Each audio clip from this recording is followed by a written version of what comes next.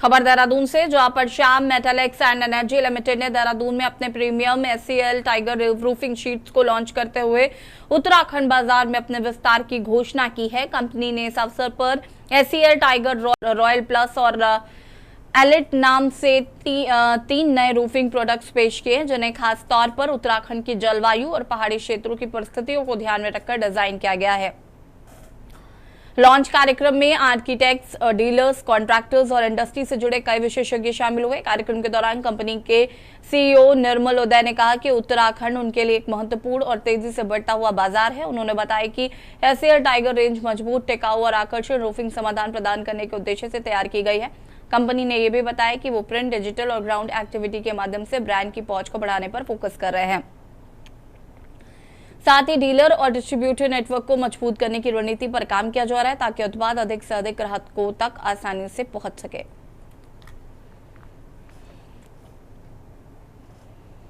मैं VP sales and marketing हूँ, Shyam metallic and energy. आज हम लोग यहाँ पर इकट्ठे हुए हैं, जिसमें कि हम हमारा प्रोडक्ट लॉन्च करेंगे। वैसे तो मार्केट में लगभग 6 महीने से प्रोडक्ट आ रहा है, 8 महीने से, बट आज हम लोगों ने सोचा कि कैसे जो है हम बाकी सारे डीलर्स के साथ में जो हमारे साथ कनेक्टेड हैं, उनके साथ कैसे हम जुड़ सकते हैं और उनका फीडबैक और सजेशंस ले सकते हैं। खबर देहरादून से है, जहां पर भारतीय जनता युवा मोर्चा ने पश्चिम बंगाल समेत 4 राज्यों में भाजपा की जीत में अपनी अहम भूमिका बताई। भाजपा युवा मोर्चा प्रदेश अध्यक्ष मुकुल बंदाली ने कहा कि बंगाल में जनता ने राष्ट्रवादी विचारधारा के साथ ही भारी बहुमत से समर्थन दिया, जिससे पार्टी को बड़ी सफलता मिली। उन्होंने बताया कि भारतीय जनता युवा मोर्चा के उत्तराखंड के 20 कार्यकर्ता करीब 2 महीने तक बंगाल में प्रवास कर रहे हैं और विभिन्न क्षेत्रों में संगठनात्मक कार्य किया। जिन क्षेत्रों में इन कार्यकर्ताओं ने सक्रिय भूमिका निभाई, वहीं चुनावी परिणाम बेहतर रहे।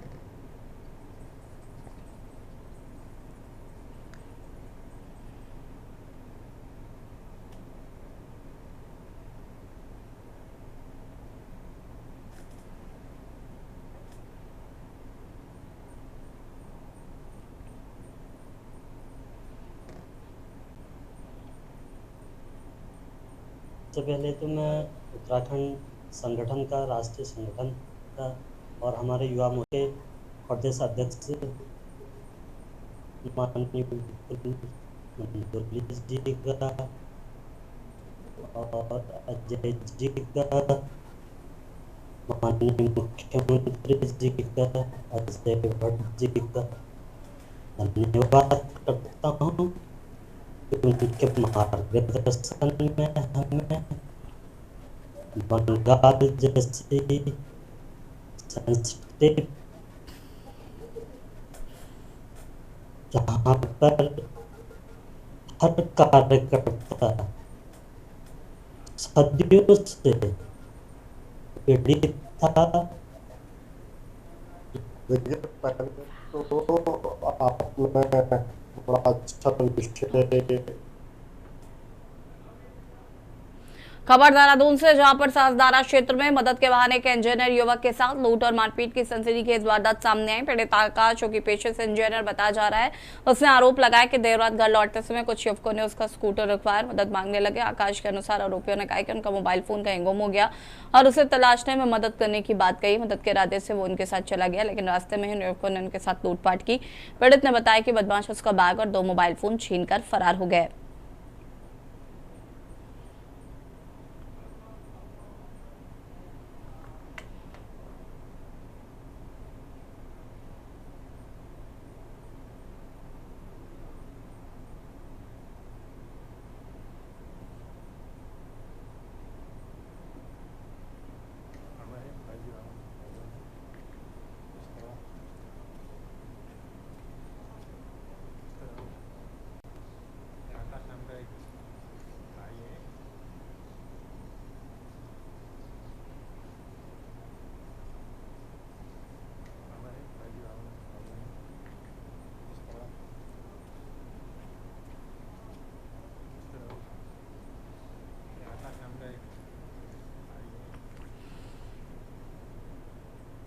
खबर देहरादून से, जहां पर उत्तराखंड भाजपा के आंतरिक सर्वे में 8 मौजूदा विधायकों का प्रदर्शन उम्मीद के अनुरूप नहीं पाया गया है।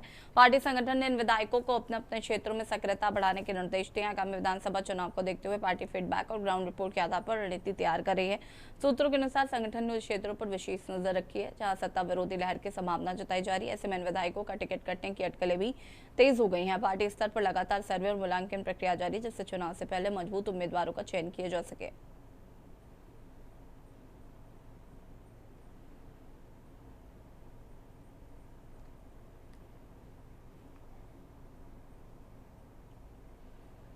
चलिए देखिए, अभी चुनाव अभी दूर है और ये सर्वेक्षण हमारे निरंतर चलते रहते हैं। अब भी चल रहा है इस समय, और हर महीने 2 महीने में आपको नई नई तस्वीरें सामने आएंगी। और सर्वे की भी अलग अलग एजेंसियां हैं, अलग अलग तौर तरीके हैं, उनका अलग अलग एक टारगेटेड एरिया होता है कि किस लाइन पर सर्वे कर रहे हैं, कहाँ सर्वे कर रहे हैं। तो उसके कारण बहुत सारी चीजें अभी आएंगी तभी। खबर देहरादून से, जहां पर चंपावत नाबालिग मामले को लेकर राजनीतिक घमासान तेज हो गया है। भाजपा महिला मोर्चा ने इस पूरे प्रकरण को कांग्रेस की साजिश करार देते हुए प्रदेश भर में विरोध प्रदर्शन और पुतला दहन का ऐलान किया। मोर्चा ने कहा है कि यह मामला एक बच्ची को टूल किट की तरह इस्तेमाल कर रची गई साजिश है, जिसके उससे मानसिक स्थिति पर भी नकारात्मक प्रभाव पड़ सकता है।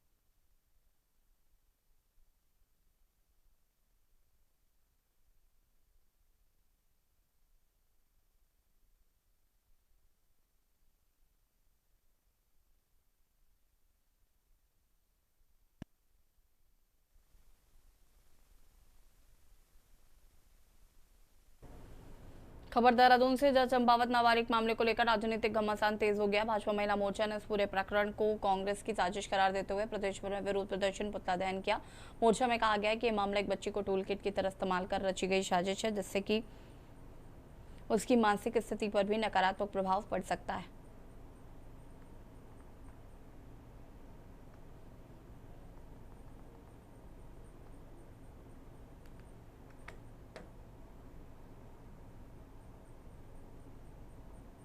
देखिए, हम लोगों ने भी महिला मोर्चा उत्तराखंड ने रिटेलिएट करने का पूरा मन बना लिया है और हम लोग भी पूरे 19 के 19 जिलों में पहले तो पुतला दहन का कार्यक्रम करेंगे, जिसमें हम लोग कांग्रेस को घेर रहे हैं और उनका ही पुतला दहन कर रहे हैं कि क्यों उन्होंने इस तरीके का एक बच्ची को टूल किट की तरह यूज़ करके ऐसा षड्यंत्र रचा, जो कि बिल्कुल गलत है। उस बच्ची की मानसिक स्थिति को आप देखिए, उस पर क्या अफेक्ट होने वाला है वो देखिए।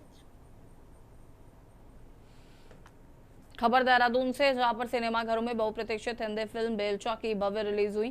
फिल्म के रिलीज होते ही दर्शकों में खासा उत्साह देखने को मिला और पहले ही दिन से फिल्म को सकारात्मक प्रतिक्रिया मिलनी शुरू हो गई। फिल्म का निर्देशन एवं निर्माण रजत राज मल्होत्रा ने किया, जो इसमें मुख्य भूमिका में भी नजर आ रहे हैं।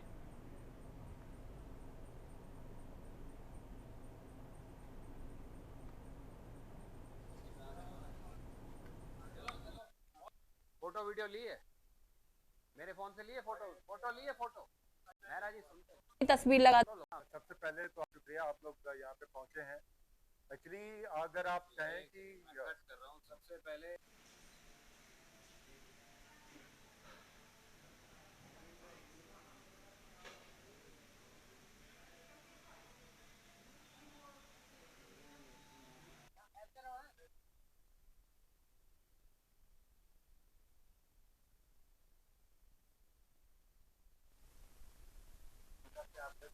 ये प्रोडक्शन हाउस भी मेरा ही है, रजत राज फिल्म प्रोडक्शन, और इसमें काफ़ी नए चेहरे लॉन्च किए हैं हमने। और 2 अप्रैल को movie already 2 weeks Delhi, UP और नोएडा, गुड़गांव में ऑलरेडी हिट हो चुकी है, रिलीज हो चुकी है 12 स्क्रीन्स में। तो आज हम लोग देहरादून में आए हैं, तो काफ़ी अच्छा एनवायरनमेंट है। उत्तराखंड राज्य की सियासत में मुख्यमंत्री धामी ने अब तक के कार्यकाल के दौरान कई ऐतिहासिक निर्णय लिए हैं, जिनकी न केवल प्रदेश में बल्कि देश विदेश में भी प्रशंसा की जा रही है। प्रदेश की स्वास्थ्य, रोजगार, कनेक्टिविटी, जल जीवन और शिक्षा जैसे सभी क्षेत्रों में कार्य कर मुख्यमंत्री धामी ने विकसित उत्तराखंड के लक्ष्य के साथ 4 साल बेमिसाल के रूप में अपने कार्यकाल को चिन्हित किया है। वहीं जहाँ एक ओर धामी सरकार के 4 साल से अधिक कार्यकाल का समय बीतता जा रहा है, तो दूसरी ओर मुख्यमंत्री धामी द्वारा ऐतिहासिक निर्णय लेने का सिलसिला भी गति से चल रहा है। देखिए रिपोर्ट। मुख्यमंत्री पुष्कर सिंह धामी के नेतृत्व में उत्तराखंड सरकार ने एक और ऐतिहासिक निर्णय लिया। स्वास्थ्य, रोजगार, कनेक्टिविटी, जल, शिक्षा और जीवन के हर क्षेत्र में 4 साल बेमिसाल का लक्ष्य लेकर चल रही धामी सरकार अब मदरसों की शिक्षा व्यवस्था में बड़ा बदलाव करने जा रही है। मुख्यमंत्री धामी के निर्देश पर उत्तराखंड सरकार ने उत्तराखंड मदरसा बोर्ड को भंग कर दिया है। इसकी जगह उत्तराखंड अल्पसंख्यक एजुकेशन बोर्ड का गठन किया गया। नया बोर्ड इस वर्ष जुलाई माह से काम करना शुरू कर देगा। वहीं विपक्ष इस विषय पर अपनी नाराजगी जाहिर करता दिखाई दे रहा है। विपक्ष का मानना है कि आरएसएस के दबाव में मुस्लिम विरोधी फैसले लेकर योगी आदित्यनाथ से आगे निकलने की होड़ में अब मदरसा बोर्ड भंग करने का निर्णय लिया गया। साथ ही विपक्ष का आरोप है कि उत्तराखंड की भाजपा सरकार के मदरसा बोर्ड भंग करने के निर्णय पर प्रदेश की जनता का मुख्य मुद्दों महंगाई, रसोई गैस की किल्लत, महिलाओं पर लगातार बढ़ रही हिंसा व अपराध, अवैध उत्खनन, आबकारी घोटाला, स्मार्ट सिटी घोटाला, नकल और पेपर लीक तथा चरम पर ध्रुवीकरण में पूरी ताकत लगाए हुए हैं। पेपर लीक तथा चरम पर बेरोजगारी जैसे ज्वलन मुद्दों पर जनता को जवाब नहीं दे पा रहे हैं, इसलिए धार्मिक ध्रुवीकरण में पूरी ताकत लगाए हुए हैं और अब मदरसा बोर्ड भंग करने का ऐलान किया जा रहा है। तो वहीं सत्ता पक्ष विपक्ष के इस विरोध को राजनीति करने का आरोप लगाते हुए विपक्ष का विशेष वर्ग के लिए प्रेमी और संवेदनशील बताती नजर आ रही है। शिक्षा का अधिकार मिले, हमने राज्य में एक और ऐतिहासिक निर्णय लेते हुए मदरसा बोर्ड जो यहां पर कई वर्षों से संचालित था, मदरसा बोर्ड को भंग करने का भी निर्णय लिया है। इस बार के 2026 जुलाई से राज्य के अंदर जितने भी इस प्रकार के मदरसे हमारे यहां संचालित होते हैं, उन मदरसों में अब जो उत्तराखंड शिक्षा बोर्ड के द्वारा निर्धारित पाठ्यक्रम है, उसी पाठ्यक्रम को पढ़ाया जाएगा। अन्यथा जिन मदरसों में नहीं पढ़ाया जाएगा वो मदरसों को बंद कर। देखिए, हमारे मदरसों को मदरसा बोर्ड को समकक्षता हासिल है और मदरसा बोर्ड एक तरह से यानी समकक्षता विहीन था। उनके प्रमाण पत्रों की कोई वैल्यू नहीं थी, तो कागज के टुकड़े थे। आज माननीय मुख्यमंत्री पुष्कर सिंह धामी ने इतना बड़ा ये निर्णय लिया है कि उन्हें राज्य बोर्ड के सिलेबस से रिलेटेड करके उन्हें सीधा वो प्रमाण पत्र मिलेगा जो अन्य पाठशालाओं में पढ़ने वाले बच्चों को मिलता है।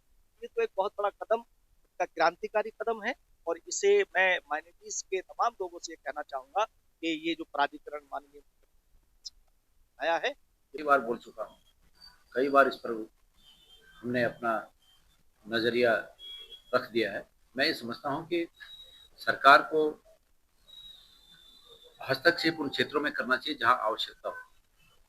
सरकार को बताना चाहिए कि इसमें हस्तक्षेप करने के बाद वो किस तरह से जिन बच्चों को इन जगहों पर तालीमें मिलती हैं उनको कैसे और बेहतर तालीमें दे सकते हैं, इस पर सरकार को कहना चाहिए। मैं ये समझता हूं कि सरकार ये सब काम राजनीतिक दृष्टि से कर रही है। लगता है कि इमरजेंसी बटन पर मुख्यमंत्री पुष्कर सिंह धामी ने चुनावी वर्ष में दबा दिया है बटन, और वो इसलिए क्योंकि हिंदू मुस्लिम के अलावा इनकी राजनीति का कोई आधार नहीं है। ये हारे हुए विधायक और जबरदस्ती चंपावत से जिताए गए, जहां पर इस वक्त एक गैंग रेप का मामला सामने आया जिसको दबाने की कोशिश में लगी है पूरी भारतीय जनता पार्टी, पूरा सिस्टम। मुख्यमंत्री धामी के मदरसा शिक्षा बोर्ड को खत्म करने के फैसले ने राजनीतिक तूल भी पकड़ लिया है। उत्तराखंड शिक्षा बोर्ड द्वारा निर्धारित पाठ्यक्रम लागू किया जाएगा। साथ ही उत्तराखंड में हजारों वक्फ संपत्तियां सरकार की रडार पर आ गई हैं। धामी सरकार ने साफ संकेत दिए हैं कि जो संपत्तियां तय समय पर उम्मीद पोर्टल पर दर्ज नहीं होंगी, उन्हें अवैध कब्जा मानते हुए सरकार अपने अधीन ले सकती है। शम्स से कहा कि सीएम धामी सख्त है और जल्द ही धामी सरकार का बुलडोजर अवैध कब्जेदारों पर गरजने भी वाला है। विपक्षी पार्टी के साथ कांग्रेस का कहना है कि चुनाव आने से पहले सरकार इस तरह के हथकंडे अपनाती है। देखिए, वक्फ अमेंडमेंट एक्ट उम्मीद में हम सब जानते हैं कि लगभग 2.5 से 3 साल इस एक्ट को लाने में लगे, और इस एक्ट के आने के बाद अभी भी उसके अंदर क्योंकि नए सिरे से उम्मीद पोर्टल पर सारी संपत्तियों को दर्ज किया जा रहा है, और लगातार वक्फ बोर्डों की कोशिश है कि सबसे पहले जो सिस्टम बनाया है उस सिस्टम के तहत सारी संपत्तियां वक्फ पोर्टल पर दर्ज हो जाएं। लेकिन हम देख रहे हैं कि लगभग 2105 वक्फों में से अभी तक 1500 वक्फ भी दर्ज नहीं हो पाए, तो बाकी वक्फ दर्ज नहीं हो रहे हैं, यानी कि 2000 से अधिक संपत्तियां, जिसमें एक एक संपत्ति करोड़ों करोड़ रुपए की है, वो संपत्तियों को दर्ज नहीं किया जा रहा है। उत्तराखंड क्रांति दल का मानना है कि जो उत्तराखंड में वर्तमान सरकार है, जहां भी अवैध संपत्तियां हैं उन सब पर बुलडोजर चलाना चाहिए, न केवल वक्फ बोर्ड पर। वक्फ बोर्ड पर ऐसा करते समय सिर्फ चुनाव में वाहवाही लूटने के लिए वो ये काम करती है, लेकिन जहां तक उत्तराखंड में कई ऐसे लोग हैं जो भूमाफियों से परेशान है और वहां पर उन्होंने अवैध संपत्तियां जब्त करके आम लोगों को परेशान किया हुआ है। बड़ी मजाक की बात भारतीय जनता पार्टी की सरकार में होती है कि एक तरफ तो आपने कहा मदरसा बोर्ड हमने भंग कर दिया, माइनॉरिटी इंस्टीट्यूशंस जो बोर्ड है वो हम लेके आ गए हैं, उस बोर्ड के तहत जितने रजिस्टर्ड जो वैध मदरसा है उनमें उत्तराखंड बोर्ड के हिसाब से पढ़ाई होगी, बिल्कुल कराइए। लेकिन आप कह रहे हैं क्वालिटी एजुकेशन प्रोवाइड करेंगे, टेक्नोलॉजी नो हाउ जो उनको बताएंगे, टेक्नोलॉजी से जोड़ने का कार्य करेंगे। अरे भैया, जो आपके खुद के सरकारी स्कूल है उनकी स्थिति पर भी थोड़ा ध्यान दे दीजिए। जो अब तक आप चला रहे थे, मदरसा बोर्ड नहीं चला रहा था, उनकी स्थिति क्या है?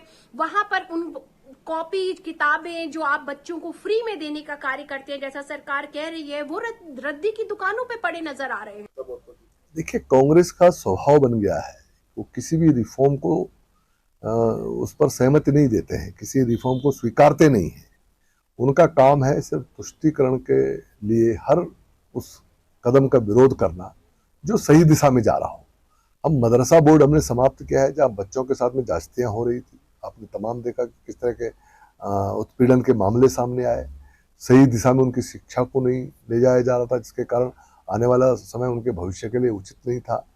आज हमने इसको मदरसा बोर्ड को समाप्त करके और जो हमने इसमें परिवर्तन किया है, उत्तराखंड मदरसा शिक्षा बोर्ड का अस्तित्व इस साल ही समाप्त हो जाएगा। हालांकि सरकार ने यह भी स्पष्ट किया कि राज्य सरकार का मकसद उत्तराखंड में अल्पसंख्यकों को अत्यधिक और स्मार्ट शिक्षा से जोड़ना है, फिर चाहे वो मुस्लिम हो या अन्य समुदाय के लोग हो। इस अधिनियम के बनते ही उत्तराखंड अन्य राज्यों से अलग अधिनियम बनाने वाला पहला राज्य भी बन जाएगा। इस विधेयक को बीते 17 अगस्त में कैबिनेट में लाया गया था। बैठक में इस विधेयक का बाकायदा चर्चा हुई और उसके बाद कैबिनेट ने इस पर अपनी मुहर भी लगा दी। इस स्वीकृति और विधानसभा में पास होने के बाद अल्पसंख्यक समुदाय के शैक्षिक संस्थानों को एक ही जगह पर लाया जाएगा।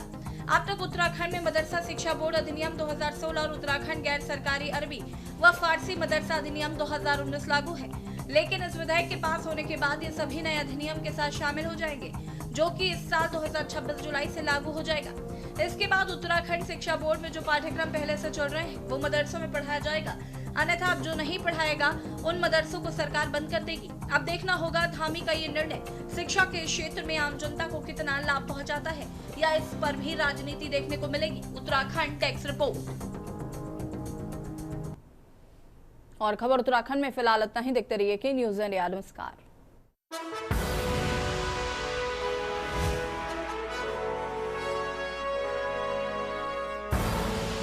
आप देख रहे हैं के न्यूज़, खबरों का सारथी।